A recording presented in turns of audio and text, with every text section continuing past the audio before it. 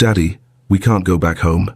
That single sentence from my 5-year-old son saved me from a painful death right inside my own house.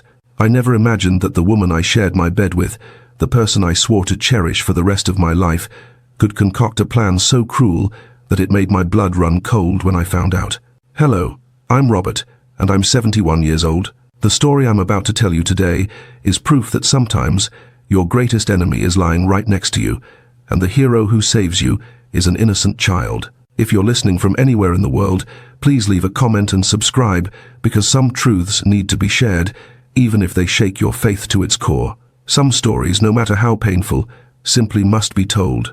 I was born right here in Memphis, in a simple but very close-knit family. My father was a mechanic, and my mother, Helen, was a seamstress.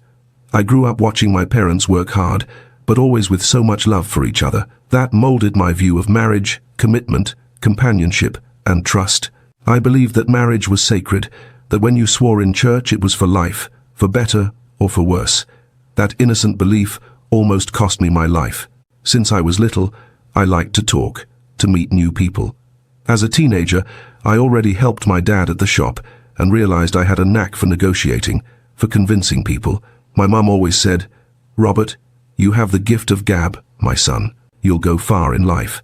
And that was the skill that led me to sales, where I worked for many years representing a large food product company. I met Jessica at a 4th of July barbecue here in the neighborhood. She was beautiful, lively, full of life. We danced all night, ate s'mores and apple pie. We drank sweet tea. At the end of the party, when the fireworks were already fading in the night sky, I asked her to be my girlfriend by the dying bonfire. She said yes, with that smile that won me over.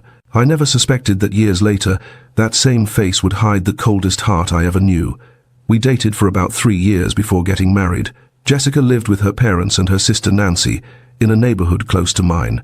The two were very close, told each other everything, were practically joined at the hip. I thought that bond between sisters was beautiful. I thought it was a sign of a united family. Today I know that closeness between them hid secrets I could never imagine. Our wedding was simple, but beautiful.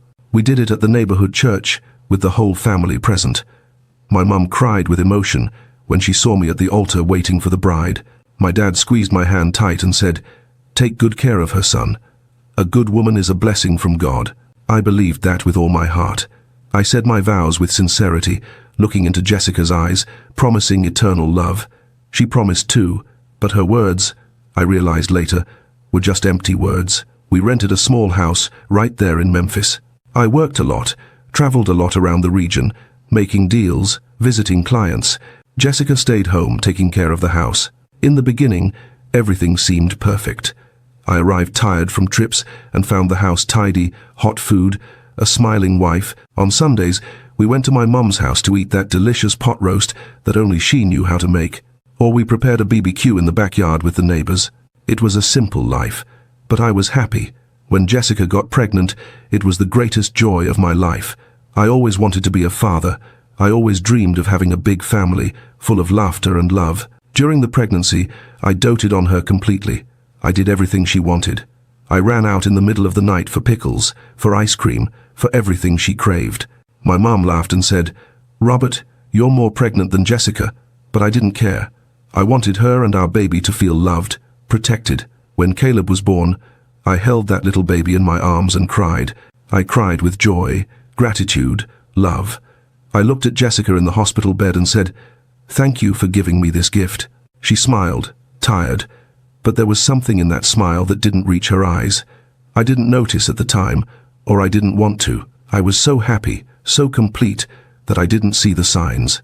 Caleb grew up fast, smart, talkative. He was a happy child, full of questions. "Daddy, why is the sky blue? Daddy, where do ants go? Daddy, do you love me?" I answered everything with patience.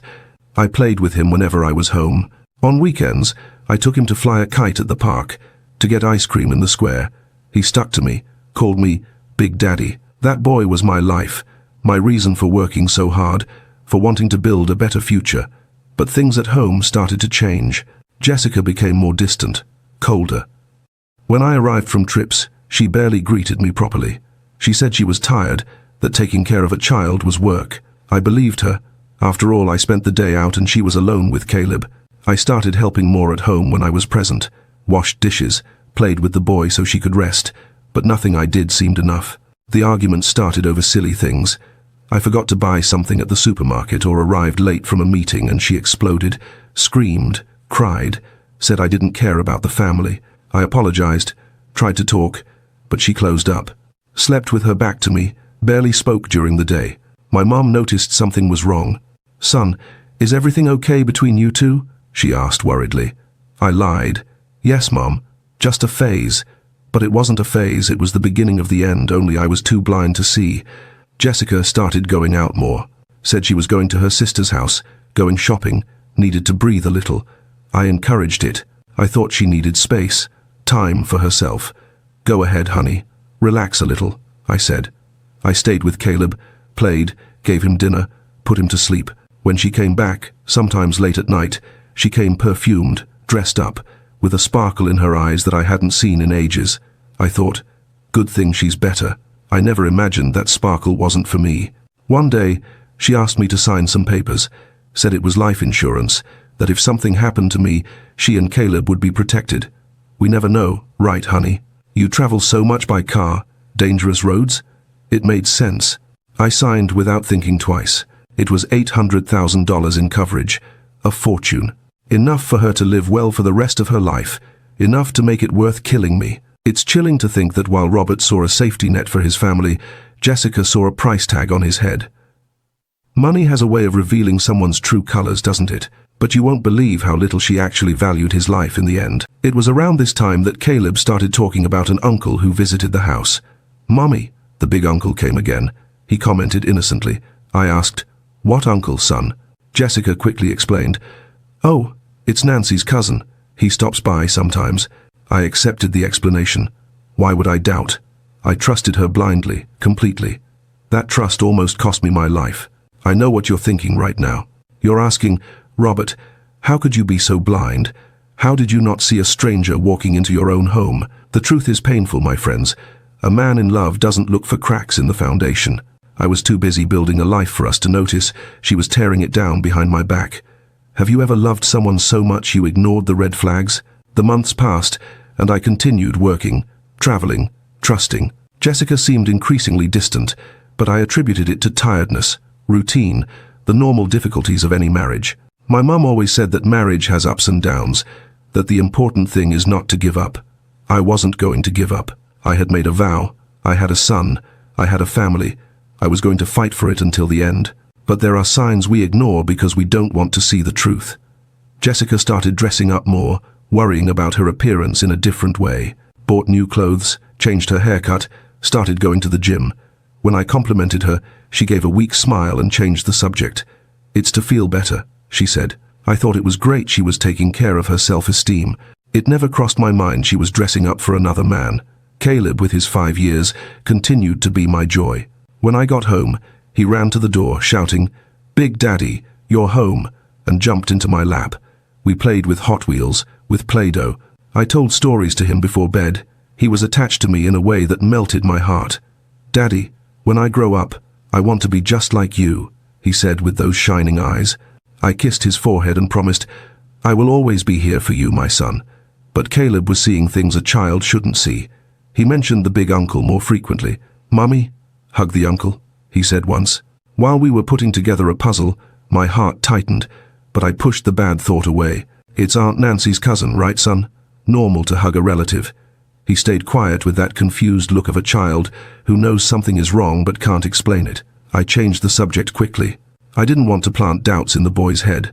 What a terrible mistake. Jessica started insisting I stay home more. "You work too much, honey.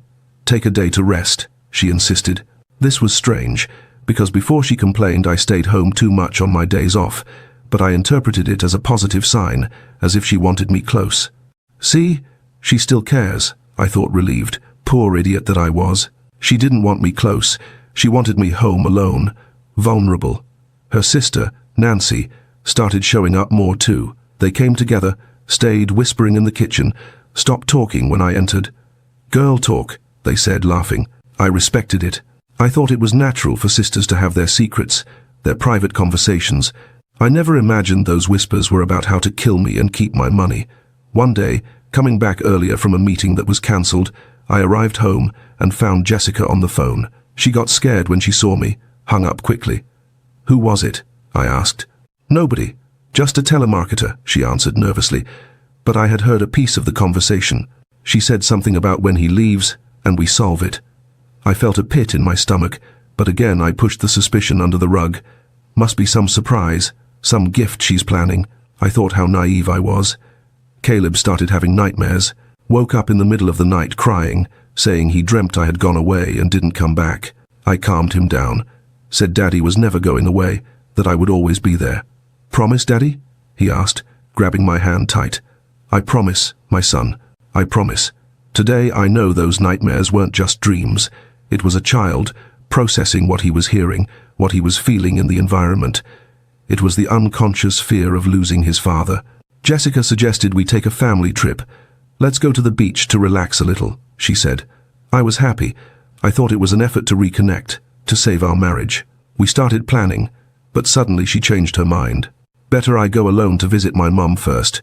She's not well. Her mum lived in Florida and really had health problems." It seemed reasonable. "Go ahead, don't worry. I'll take care of Caleb," I said. She looked at me in a strange way, as if she were evaluating me, calculating something. That look gave me chills, but I ignored it. The following week, she prepared everything for the trip, bought a plane ticket, packed the suitcase, called her mum confirming the visit. Everything seemed normal, a worried daughter going to take care of her sick mother, but she was different, agitated, nervous. Checked her cell phone all the time, went out to answer calls.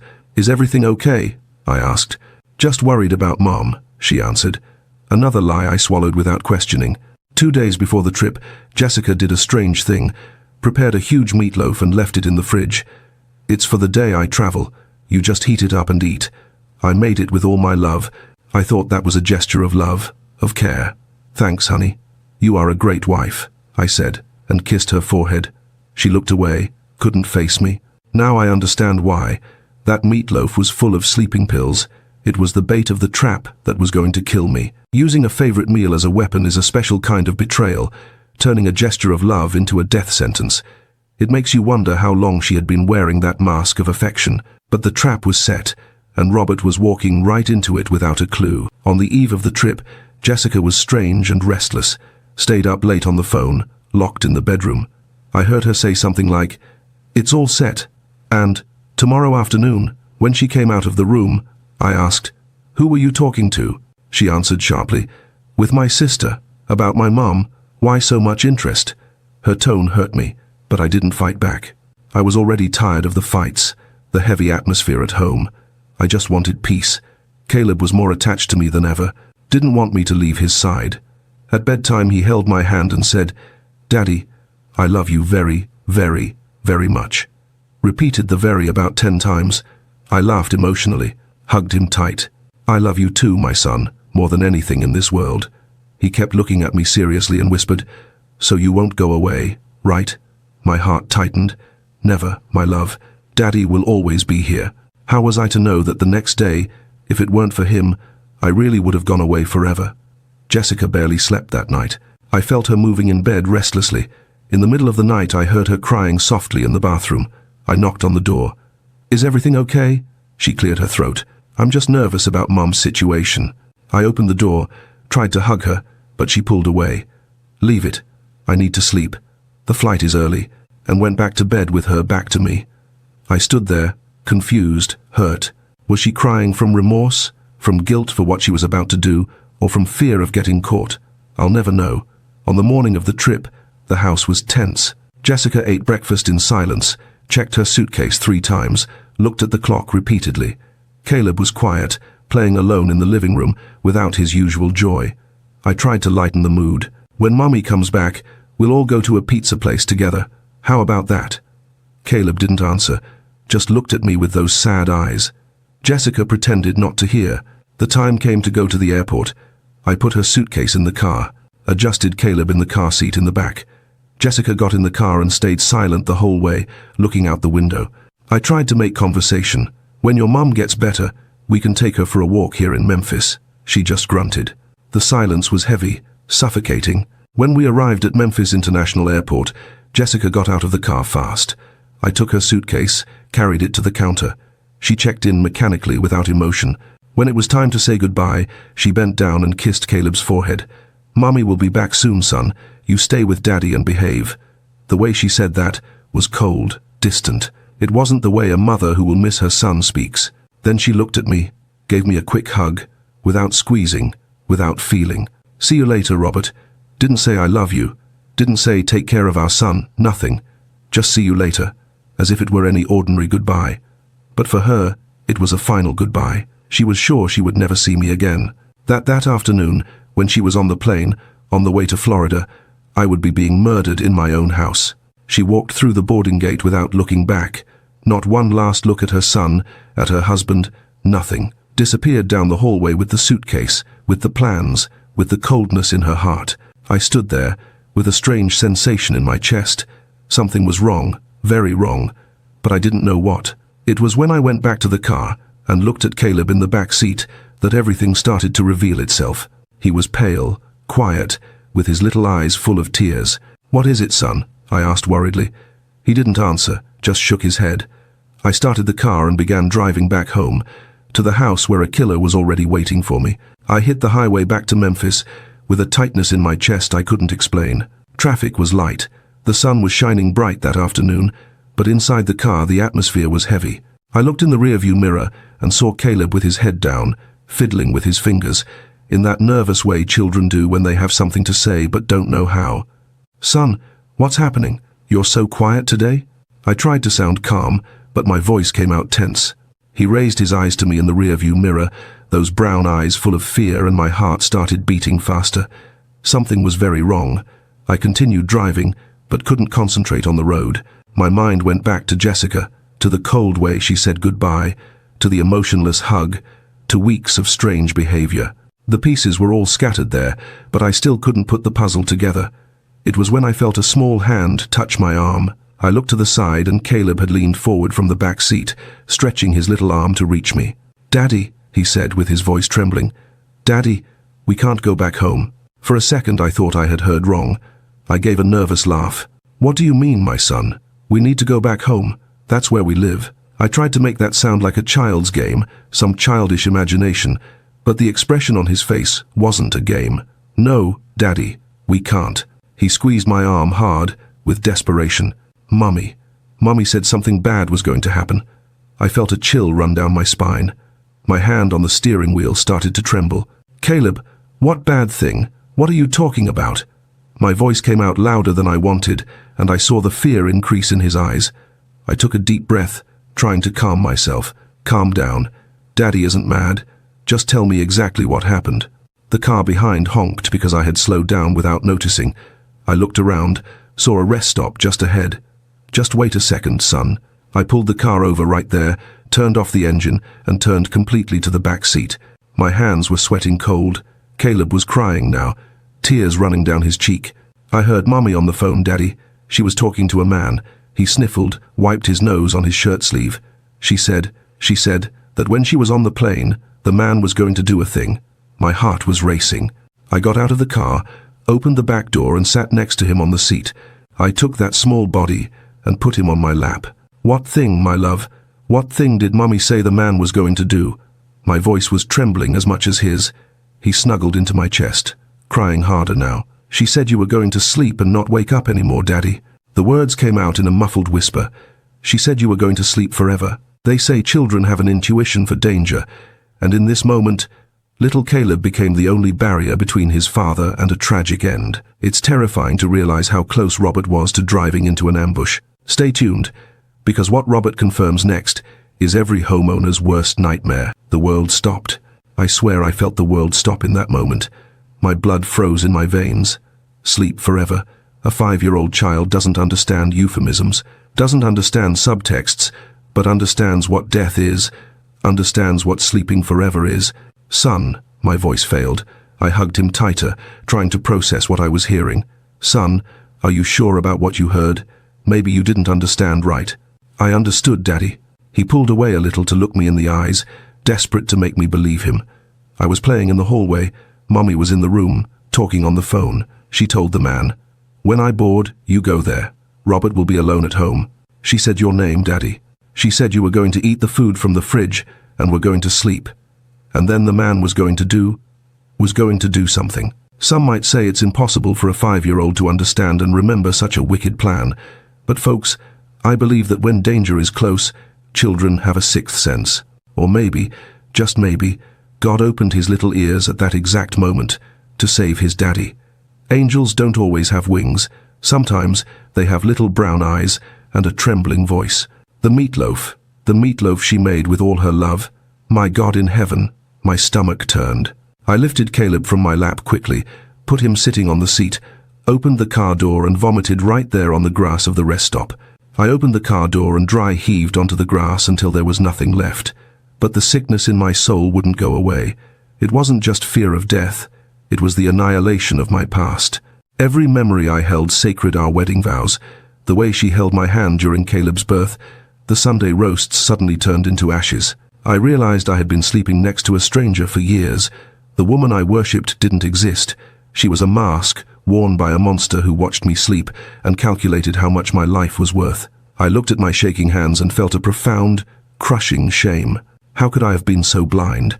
How could I have let this evil into my home, exposing my innocent boy to it? I wiped my mouth, forcing myself to breathe, not for me, but for the little angel watching me from the back seat with terrified eyes. "Son, this man you talked about, do you know who he is?" My voice came out hoarse, different. He nodded. "Yes, it's the big uncle, Daddy, the uncle who comes to the house when you go to work." Mommy hugs him. She told the uncle that after you slept forever, she was going to keep all the money and they were going to live together. Every word was a stab. Nancy's cousin, the man who visited my house while I worked to support my family, the man my wife hugged, who planned my death with her, who was going to kill me that afternoon. I looked at the clock on the car dashboard. 2:30 p.m. Jessica's flight took off at 3. In half an hour she would be on the plane, and the killer would be in my house, waiting for me to arrive, waiting for me to eat the poisoned meatloaf, waiting for me to sleep to kill me. "Caleb, look at me." I held his little face between my hands. "You did very well to tell, Daddy. Very well. Did you hear me? You are a brave and smart boy. Now, I need you to trust me. We are not going back home, okay? We are going to a safe place." "Are we going to Grandma Helen's house?" he asked with hope in his voice. "No, son. We are going to Uncle Richard's house. My brother." I needed my brother. I started the car with my hands still trembling. I could barely hold the steering wheel properly. I grabbed my cell phone, called Richard. He answered on the second ring. "What's up, bro? Everything okay, Richard?" My voice came out broken. "Richard, I need you. I need help. It's urgent, very urgent." His tone changed instantly. "Robert, what happened? Are you okay?" "No, I'm not okay. I'm coming to your house now. Please, stay there. Don't leave. I need. I couldn't finish the sentence. Tears began to fall. "I'm here, bro. You can come for whatever you need." I hung up the phone and drove on autopilot to my brother's house. Caleb had gone back to being quiet in the back seat. I looked at him in the rearview mirror and saw that he had closed his little eyes, exhausted from crying so much, from so much fear. That boy had saved me. My 5-year-old son had saved my life. When I arrived at Richard's house, 20 minutes later, he was already at the door waiting for me. He saw my face and ran to the car. "What the hell happened, Robert?" I took Caleb from the seat, still sleeping, and handed him to him. "Take him inside, put him to rest, and get me a glass of water. I'll tell you everything." We sat in the kitchen, Caleb sleeping on the living room sofa. I took a sip of water and started to tell. I told about Jessica's strange behavior, about the life insurance she made me sign, about the sudden trip, about the meatloaf in the fridge, and told what Caleb had heard on the phone. Richard went white. "You're saying Jessica planned to kill you? That there's someone in your house now waiting for you to arrive?" "I don't know if he's already there, but he will be. She said it would be when she boarded. Her flight takes off in a little bit." I looked at the clock. 3:15. She must have already been on the plane. "Robert, we need to call the police now." Richard was already grabbing his phone. "Wait." I held his arm. "I need to be sure. I can't accuse my wife of trying to kill me without being sure. What if Caleb misunderstood? What if... Bro, do you really think your 5-year-old son would invent something like this?" He looked at me, seriously. "Children don't invent this kind of evil. Children repeat what they hear. He was right. Children don't invent. But how do we prove it? How do we know if there's someone there? Richard thought for a moment. Mrs. Dorothy, that gossipy neighbor of yours who stays at the window all day. Call her. Ask her to take a look at your house. Mrs. Dorothy, of course. The neighbor who knew everything that happened on the street, who stayed at the window with binoculars, watching birds. I grabbed my cell phone with trembling hands and called. Mrs. Dorothy, this is Robert. Hi, honey. Everything okay? Jessica traveled, right? Saw you guys leaving early. Yeah, she went to visit her mom. Mrs. Dorothy, can you do me a favor? Take a peek at my house. I think I left a window open and I'm afraid animals will get in. Oh, sure, honey. Let me take a peek here. I heard her moving, probably going to the front window. A few seconds of silence. Then she came back to the phone, her voice different, tense. Robert, there is a man at your door. My blood froze. What do you mean? There is a man entering your house right now. Big, strong, muscular. Looks like that guy I see sometimes entering there when you're not home. He just opened the door with a key and went in. The room started to spin. Richard held my shoulder. What did she say? I managed to stammer to the phone. Thank you, Mrs. Dorothy. You helped me a lot. Don't leave the house, and don't comment to anyone. Please. I hung up before she could ask anything else. I looked at my brother, tears returning to my eyes. He's there. The killer is inside my house, waiting for me to return to kill me. This is the moment denial turns into cold, hard reality. A stranger is standing in his living room, waiting. Robert's decision to make that call instead of opening the door saved his life.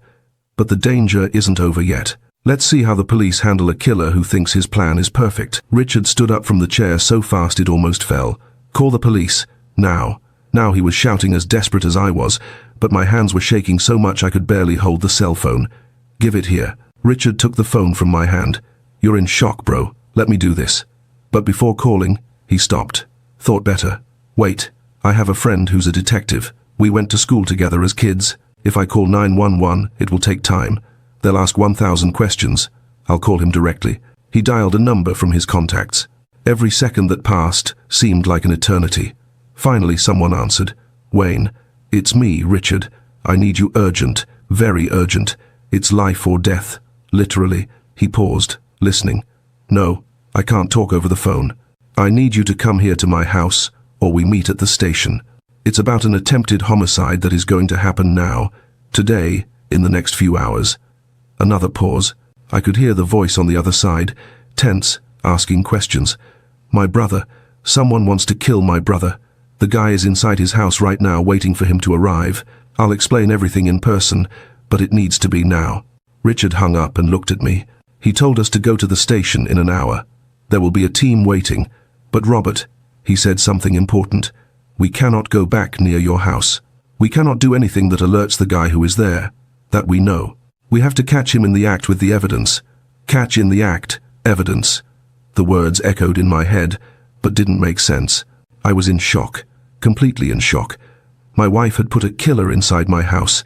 The woman who slept next to me every night, who I kissed in the morning, who cooked for me, had coldly planned my death. The food, I managed to speak. The meatloaf in the fridge. She said she made it with love. Must have something in it. Poison. Medicine. I don't know. Richard wrote that down on a paper. The police will need to test it. But that is evidence. It's proof. He looked at me with a mix of anger and sadness. How could she do this? Robert, how does a woman do this to the father of her own child? I had no answer. I had no answer for anything. I looked at the clock on the kitchen wall. 3:30 p.m. Jessica was already in the air, flying to Florida, thinking that soon she would receive the call, saying the job had been done, that I was dead, that she was a widow, that $800,000 was hers, the insurance. Another piece fit. She made me sign that insurance a month ago, $800,000. At the time I thought it was concern, care, it was premeditation. She was already planning for a long time. Son of a... Richard didn't finish the curse word, looked at the living room where Caleb was sleeping. Sorry, but what a wretched woman. Bro, what a heartless woman. I got up from the chair, went to the living room, knelt near the sofa where my son slept. That innocent face, cheeks still wet with tears, curls of hair stuck to his forehead. He had saved me. If it weren't for him, I would have gone back home, would have eaten that meatloaf, would have slept, and never woken up again. My 5-year-old son had saved my life. I kissed his forehead carefully so as not to wake him. "Thank you, my love," I whispered. "Thank you for being brave. Thank you for loving me more than anything." A tear of mine fell on his little face. Richard touched my shoulder. "We have to go. Wayne is waiting. Let's take Caleb." "No." I shook my head. "He's already gone through too much today. He doesn't need to see police, station, testimony. Your wife can stay with him." "Sure. Patricia is already on her way." I called her. "She adores Caleb. We'll take good care of him." We waited 10 more minutes until Patricia arrived. When she entered and saw my face, she hugged me tight, without asking questions. "You can leave the boy with me. Go do what you need to do." She was a wise woman, realized it was something serious. We got into Richard's car. I was in no condition to drive. My legs were shaking. My vision was kind of blurry. My heart was beating out of rhythm. On the way to the station, I kept thinking about everything. About how I trusted blindly, how I ignored the signs, how I was an idiot to believe she still loved me. "Stop blaming yourself," Richard said without taking his eyes off the road. "You didn't do anything wrong. You were a faithful husband, a present father, a hard-working man. She is the snake. She chose this." But the guilt was still there, heavy in my chest. I should have noticed, should have seen the signs. No one expects their own wife to want to kill them, Robert. That's not something that crosses the mind of normal people, because normal people don't do that. We arrived at the station at 4:30. Detective Wayne was already waiting. A tall, serious man, in his 40s. He shook my hand and took me to a private room. "Tell me everything from the beginning, every detail." And I told. I told about Jessica, about the behavioral changes, about the insurance, about the trip, about what Caleb heard, about the neighbor who saw the man entering my house. Wayne wrote everything down, recorded my statement, asked specific questions. "This man who is in your house, do you know who he is?" he asked. My son said it's a big, muscular man who visited when I wasn't there. My wife said he was her sister's cousin, but it was a lie. It was the lover, and his name. "I don't know. Never met him, never introduced me." The anger started to rise again. "This guy entered my house, was with my wife, planned to kill me, and I don't even know his name." Wayne picked up the phone from the table. "I'm sending a team to your house now, but we need to do this carefully. If he knows we found out, he might run, or worse, might have destroyed evidence." He looked at me seriously. "Do you trust your neighbor, this Mrs. Dorothy?" "Trust? She's a gossip, but she's good people. Always helped us when needed." "Great. I'll call her, introduce myself, and ask her to continue watching. We need to know if he's still there." Wayne dialed the number I gave. "Mrs. Dorothy," answered, scared. "Mrs. Dorothy, this is the detective from the police department. You are with Robert here with me. He authorized me to call. I need you to do exactly what I ask." He explained the situation, asked her to continue observing discreetly. She agreed, nervous, but willing to help. "The man is still there," she confirmed. "I just saw him through the living room window walking around the house. Seems like he's waiting for someone." "Perfect. You don't leave there and don't comment to anyone. Soon, the police will arrive." Wayne hung up and called 2 more officers to the room. "We need to mount a quick and surgical operation." "Is the guy armed?" "I don't know." My voice came out weak. "I don't know anything. I just know he's going to kill me." "Not anymore." Wayne spoke firmly. "We're going to catch him in the act with everything he brought to do this. You too." He pointed to the officers. "Prepare the team. 4 units. Tactical team. Go through the back door. I want this guy alive, and with everything he brought to commit the crime." The operation was planned in 15 minutes. Wayne drew the map of my street, based on my indications.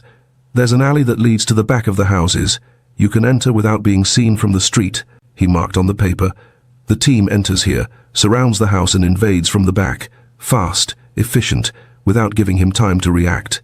"I'm going too," I said, standing up from the chair. "No, you're not." Wayne was categorical. "You stay here. It's for your own safety, and we need you whole to later identify evidence, give more statements. But it's my house, my life. I need to.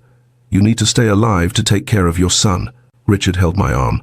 "Let the police do their job. We stay here waiting." I had no choice. I stayed in that cold room at the station, drinking bad coffee, watching the clock on the wall mark every minute that passed. 5 o'clock, 5:15, 5:30. The cruisers had already left 20 minutes ago. Wayne stayed with us, also tense, radio in hand, waiting for news. At 5:42, The radio crackled. "Detective, this is Alpha Team. We entered the residence, arrested a suspect, male, approximately 35 years old, athletic build, was in the living room with a backpack, repeating, 'Suspect arrested.'" Wayne pressed the radio button. "Any resistance?" "Negative." He tried to flee through the front door, but the team was already positioned, handcuffed, and in custody. "And the backpack? What's inside?" A pause, then the voice came back more tense. "Detective, better you come here and see personally. There's a lot of stuff here.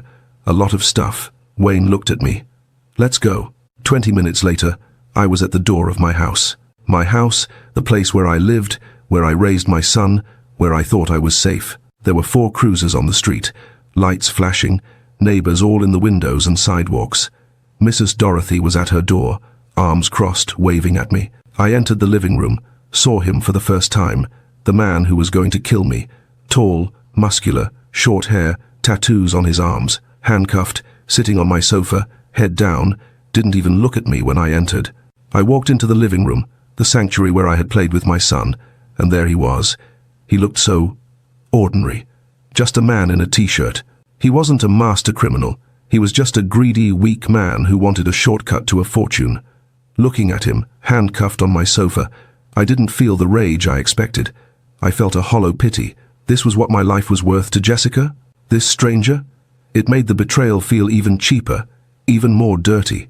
I looked at the coffee table, at the tools of my intended murder laid out like a mechanic's wrench set, and realized how close I had come to being just a statistic.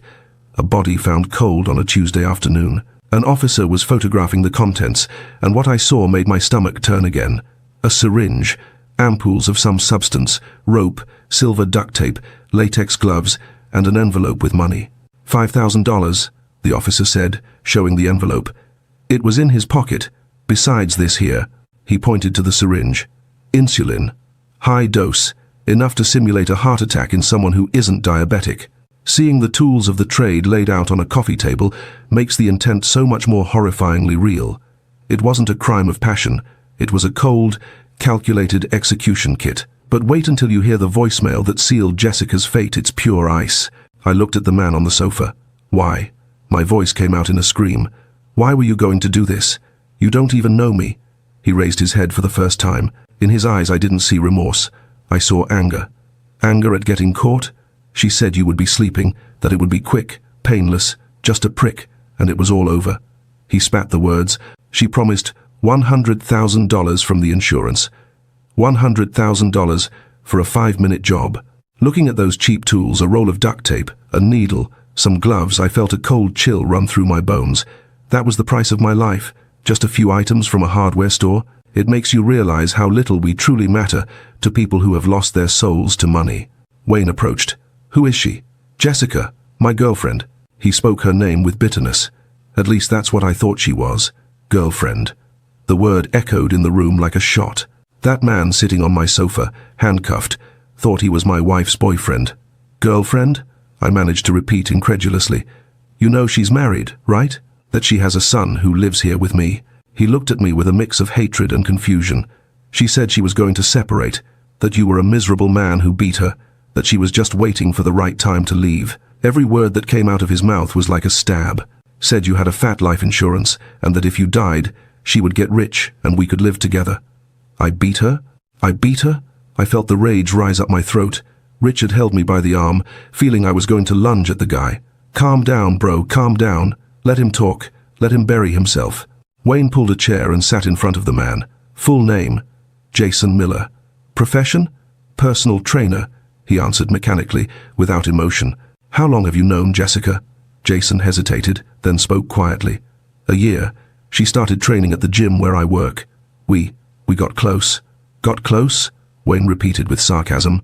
"That's a nice way of saying you started having an affair with a married woman." She said the marriage had been over for a long time. Jason raised his voice for the first time, said she was only with him because of the boy, but couldn't take it anymore. Lies, all lies. Jessica had built a whole narrative in his head to justify the unjustifiable, had painted a picture of me as a monster, a villain, so he wouldn't feel remorse killing me. And the worst, he had believed it. "And when did you guys start planning the homicide?" Wayne asked directly. Jason lowered his head.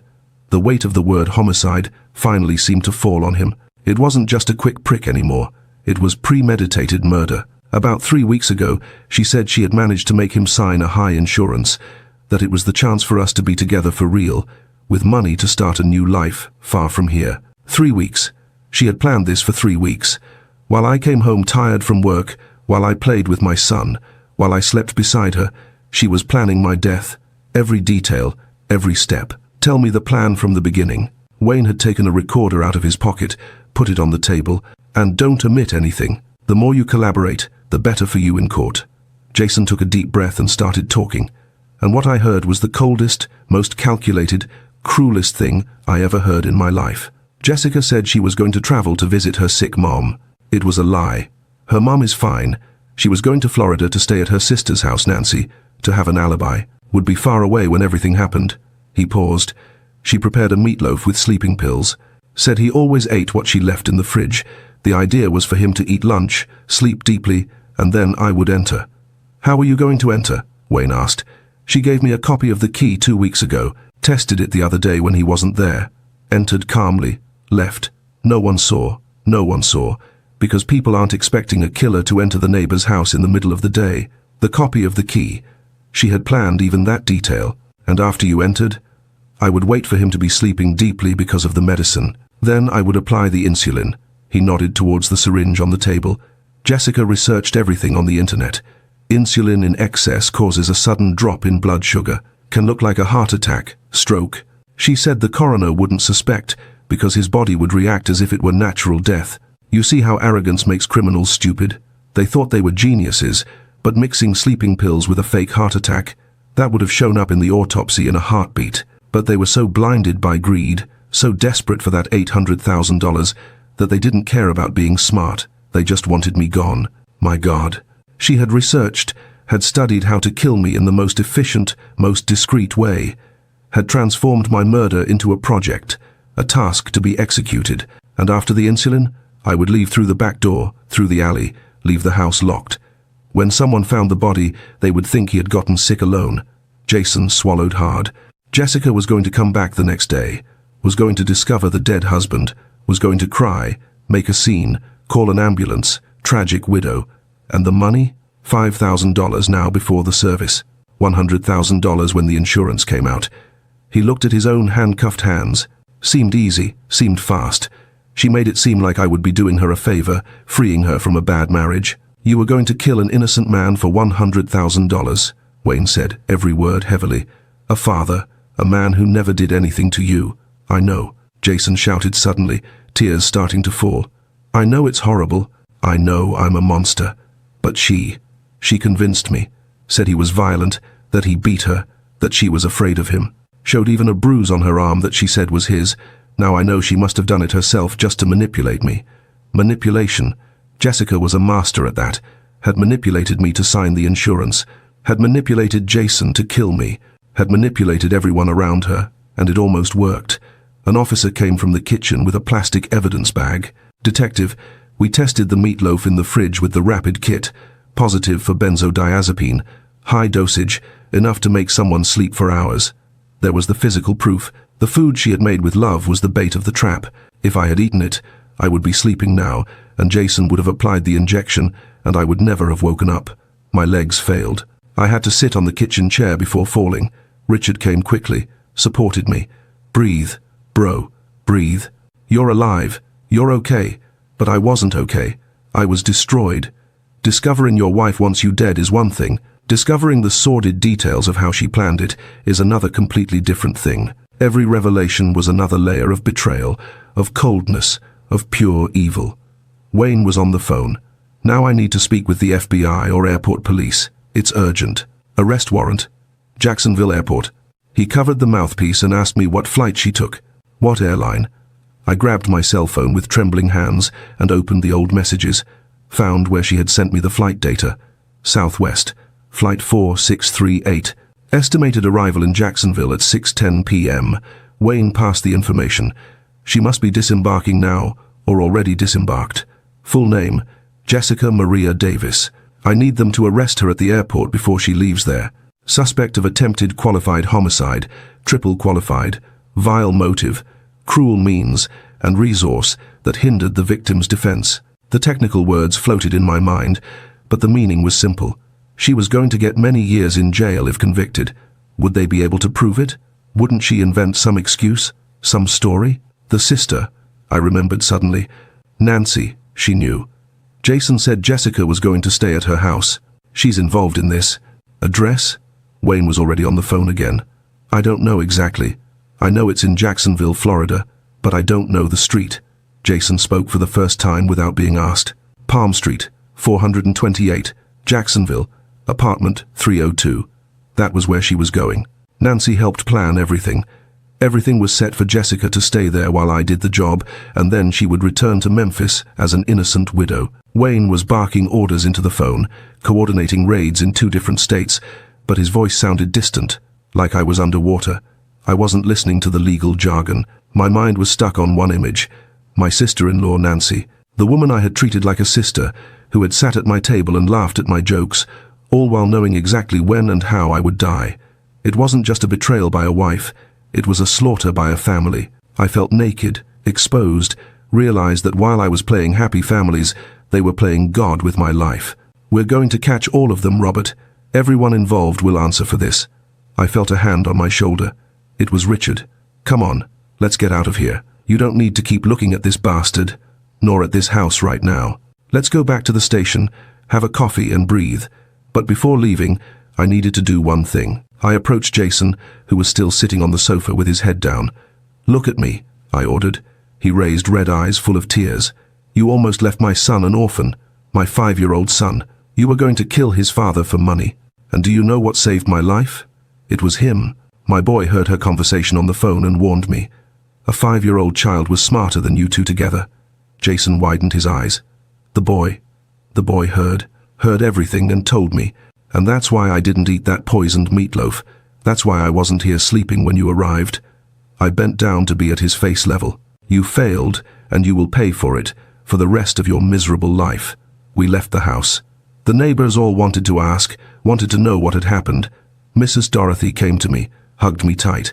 I knew there was something wrong, honey. That guy entering there when you weren't there, that way she went out all done up. Mothers feel these things. She had tears in her eyes. Thank God. You're okay. Thanks to my son, Mrs. Dorothy. He saved me. My voice broke. We went back to the station. On the way, my cell phone rang. Unknown number, I answered suspiciously. Hello. Is this Robert? Formal male voice. It's me. This is Agent Morris from the airport police, Jacksonville. We just arrested Jessica Smith according to the warrant. She was leaving the terminal when we approached. Sir, there is something you need to know. My heart raced. What?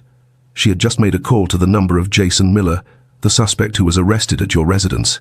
We managed to hear because she had the phone on speaker, nervous because he didn't answer. And what did she say? She left a message on the voicemail. The agent paused. She said, and I quote, Jason, why aren't you answering? Is it finished? Call me as soon as you can. I need to know if everything worked out. End quote. That recorded silence represents the death of a marriage and the birth of a monster. Jessica wasn't calling to check on her husband. She was calling to check on her payout. Justice is coming, but the emotional toll on the family is just beginning. That silence on the recording, that was the sound of her humanity dying. She wasn't calling to check on her husband. She was calling to check on her paycheck. If you've ever had your trust broken, you know that silence is louder than any scream. Tell me in the comments, how would you react hearing a voice you loved asking for your death? Did everything work out? She wanted to know if everything had worked out, if I was dead, if the plan had worked, if she was a rich widow. Is that message recorded? I asked with a hoarse voice. Yes, sir, it is evidence. Will be attached to the inquiry. Where is she now? In custody, being taken to the local precinct. Will be detained until transferred to Memphis tomorrow. Detective Wayne already coordinated everything. I hung up the phone and told Richard and Wayne, who had followed us in the police car. She turned herself in, Wayne said, shaking his head. That call is the confession we needed. She knew about the plan, waited for news, wanted to confirm your death. It's over. We arrived at the station at 7 p.m. It was getting dark outside. Caleb, my son. I needed to see my son. Richard, take me to your house. I need to hug Caleb.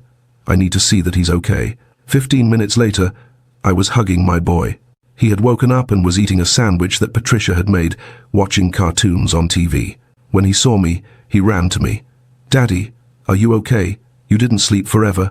"No, my love. Daddy is here, thanks to you." I held him in my lap. Even at 5 years old, he was still small enough for me to hold. "You saved me, my son.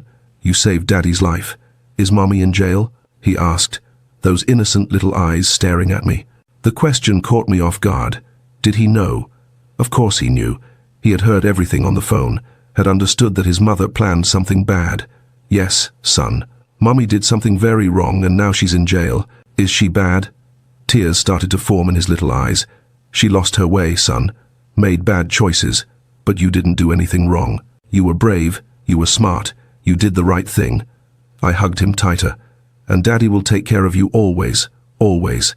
He started to cry. That cry of a child who doesn't understand the adult world, who doesn't understand how a mother can want to kill a father. I cried along, holding him, rocking him, whispering that everything was going to be okay. But deep down I didn't know if everything was going to be okay.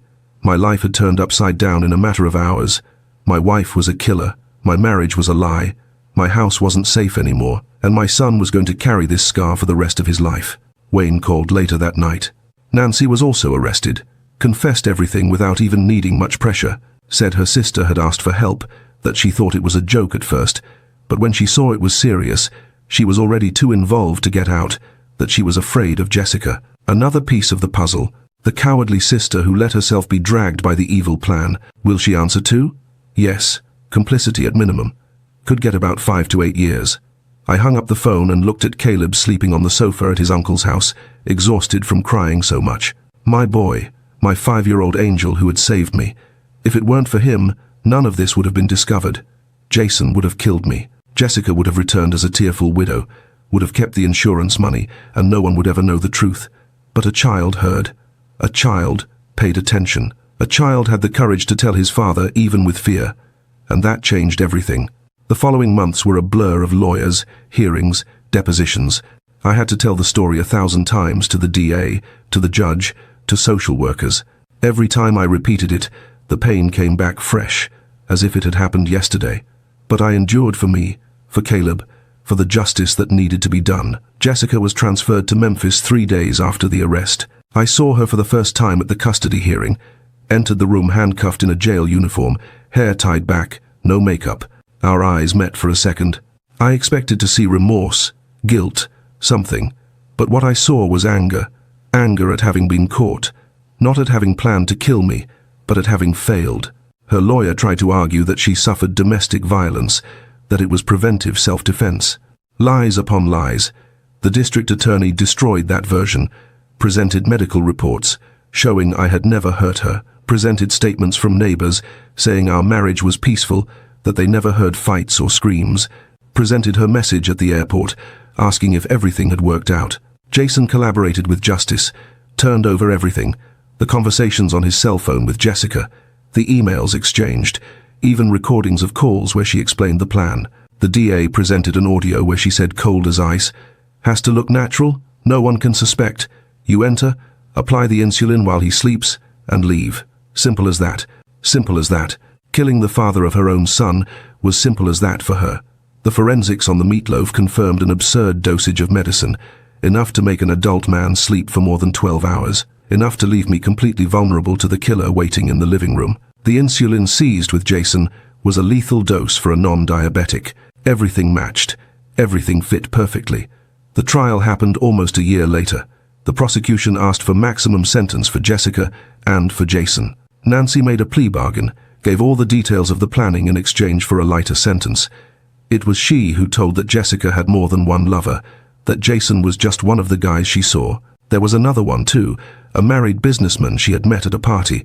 When Jason discovered this during one of the hearings, he exploded, shouted in the courtroom, "You used me. I was going to kill a man for you, and you were with another at the same time." The guards had to restrain him. Jessica didn't even blink, just looked straight ahead with that coldness I spent years not recognizing. The worst of all was when the judge wanted to hear Caleb. My son, 6 years old by the time of the trial, had to enter that room and tell what he had heard. I was there, sitting next to him, holding his little hand that sweated from nerves. "Caleb," the judge asked with a gentle voice, "can you tell me what you heard Mommy say on the phone?" My son looked at me, asking for permission. I nodded, squeezed his hand. With a quiet voice, he told, "Mommy was in the room, talking to the big uncle. She said that when she boarded the plane, he would go to the house. Said Daddy was going to eat the food and was going to sleep, and that the uncle was going to give him an injection." Tears began to fall.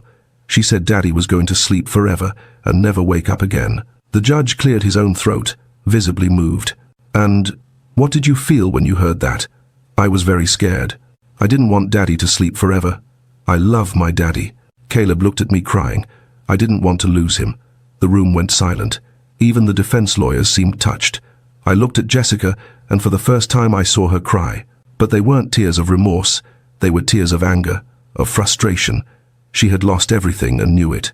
It is heartbreaking to watch a child have to be the adult in the room, speaking the truth that destroys his own mother. Jessica's tears weren't for her family, but for her own failed greed. But the story doesn't end in the courtroom. Karma has one last visit to make years down the road. The DA made his final speech, and I will never forget his words. This woman coldly planned to murder the father of her own son, not out of self-defense, not out of necessity, but out of greed and lust. $800,000, $100,000, and a lover were more important than the life of the man to whom she swore eternal love. The only thing that prevented this heinous crime was a 5-year-old child who loved his father more than she ever loved anyone in her life. The sentence came out 3 weeks later. Jessica, 28 years in prison for attempted triple qualified homicide. Jason, 22 years for the same crimes. Nancy, 8 years for complicity. The gavel fell, and justice was served, but my prison was just beginning. For years, I couldn't sleep without checking the locks 3 times. I couldn't eat food prepared by others without feeling a phantom nausea. Every time a woman smiled at me, I saw Jessica's mask.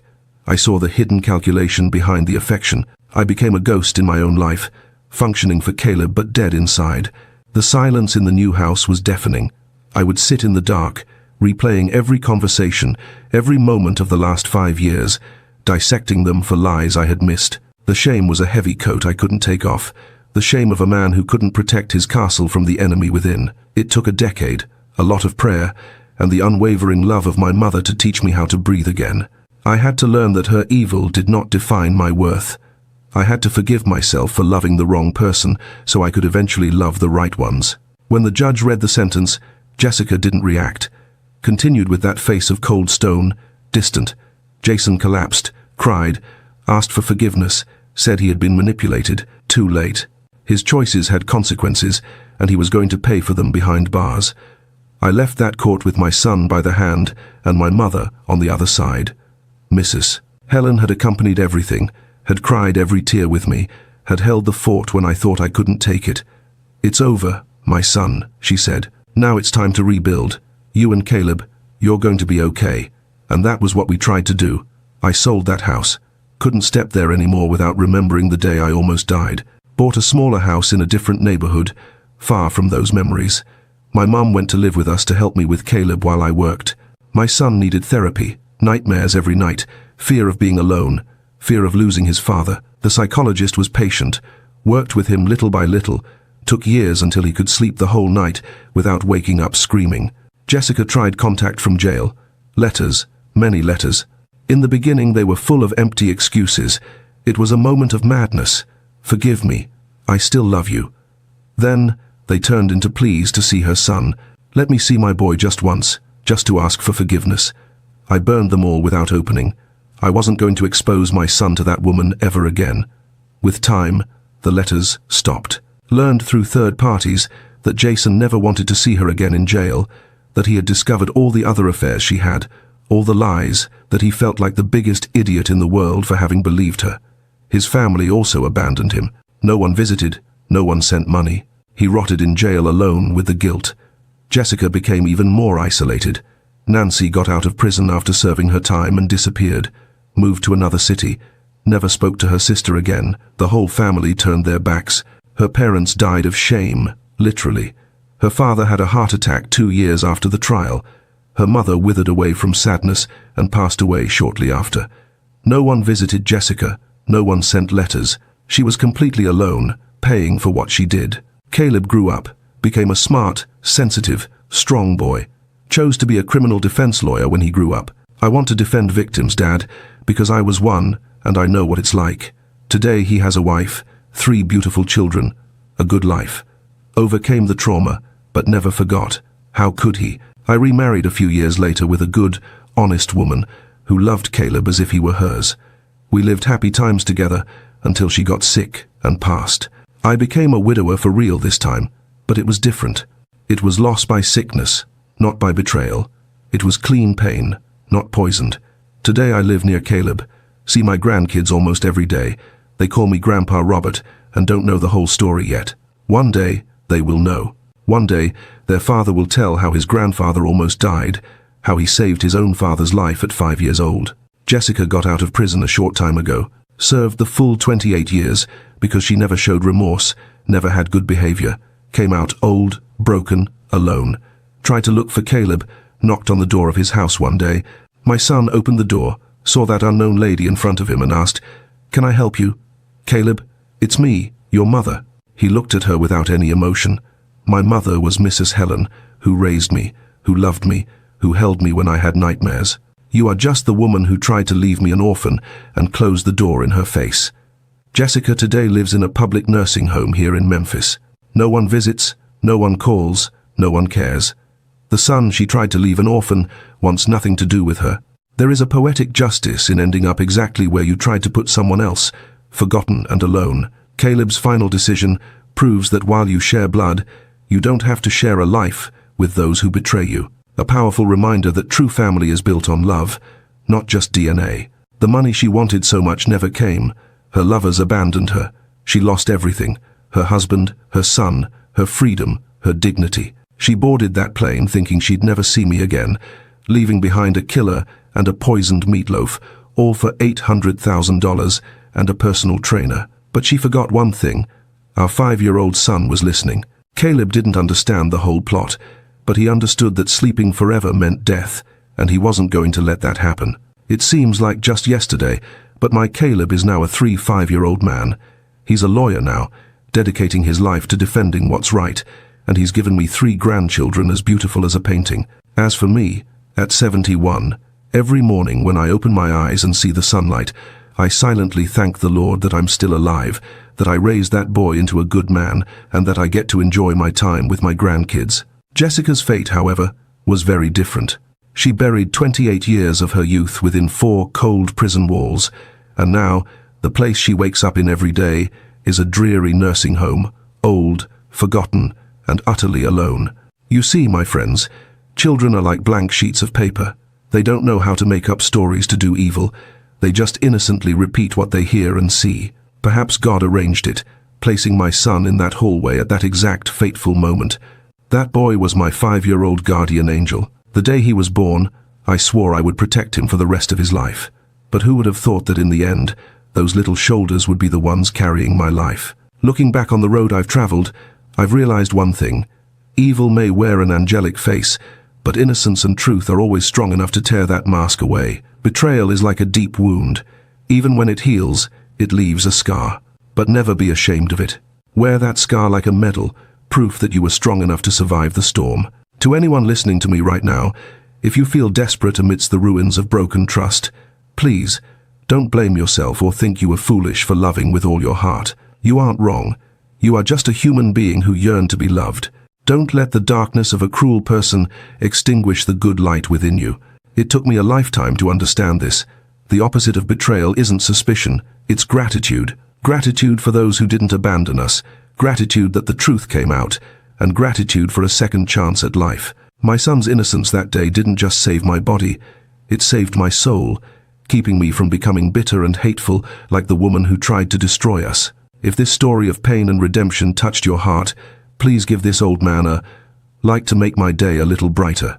And don't forget to hit subscribe right now, my dear friends, so we can meet again for the next real-life stories that I'll tell with all my heart and soul. I also want to know a little more about you. Where are you watching this video from, and what time is it there right now? Have you ever gone through a betrayal that completely changed your life? Pour your heart out in the comments. This old man would be very happy to know who is on the other side listening to my story. Sending you all a tight, warm hug with all my heart.